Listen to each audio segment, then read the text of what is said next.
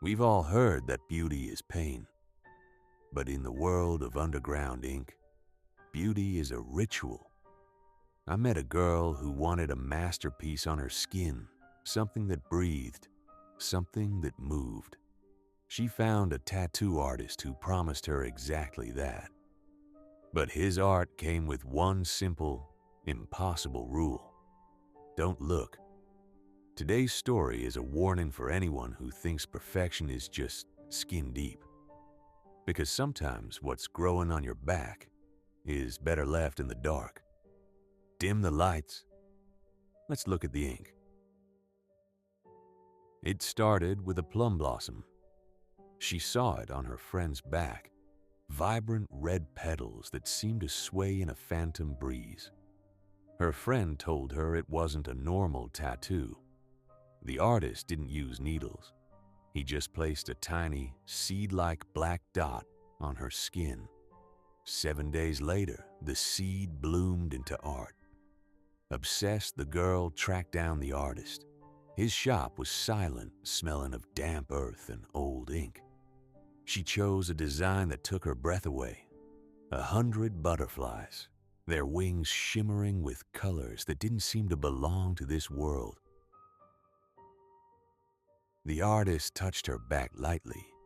It didn't hurt at all, but his voice was a raspy growl when he gave the warning. In 7 days, 100 butterflies will settle on your skin. But during those 7 days, you must not look at your back, not even once. She left feeling a mixture of excitement and a creeping primal fear. By the first night, the itching began. It felt like something was rooting into her spine, squirming under her flesh. She told herself to be strong. 7 days, she whispered. Just 7 days. By the second day, the itch turned into a crawl. It felt like 1,000 tiny legs were scurrying across her shoulder blades, faster and more aggressive than before. The urge to look in a mirror was a physical ache, but she remembered the warning. On the third night, the pain arrived. A sharp, gnawing sensation, as if something was feasting on her back. She lay awake, staring at the ceiling. Her fingers clutched so tight they turned white. She couldn't take it anymore. She sprinted into the bathroom and tore off her clothes. The mirror revealed the horror. There were no butterflies. Her back was covered in a swarm of multicolored, bloated maggots, each as thick as a finger. They had hooked mouth parts lined with microscopic teeth, chewing through her skin, pulsing and writhing in a sickening frenzy. She screamed, clawing at them. She blasted them with scalding water, whipped them with towels, scrubbed her skin until it bled. But it was no use. The creatures weren't on her skin. They were in it. They were the ink. They just kept gnawing, squirming, and feeding.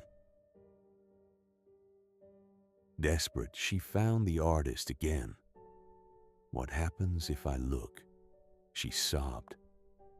The artist stared at her with hollow eyes. "If you look, it stays exactly as you see it. It will never change again." She fell silent. The realization sank in. The butterflies were only the final stage of a grotesque metamorphosis she had interrupted. "So," the artist whispered, leaning into the shadows, "are you ready for your next one?" The girl didn't look away. Her eyes were vacant, her soul already consumed by the hunger for more. "Yes," she breathed. "I want the green snake, and the viper, and the..." They say perfection takes time, but in that shop, perfection is just a mask for something much hungrier. The girl is still out there, her back a canvas of living, gnawing nightmares that she'll never see as anything but beautiful. So, The next time you're tempted by a deal that seems too good to be true, or a secret that's too heavy to keep, just remember the girl with the butterflies. Some things are meant to stay behind you.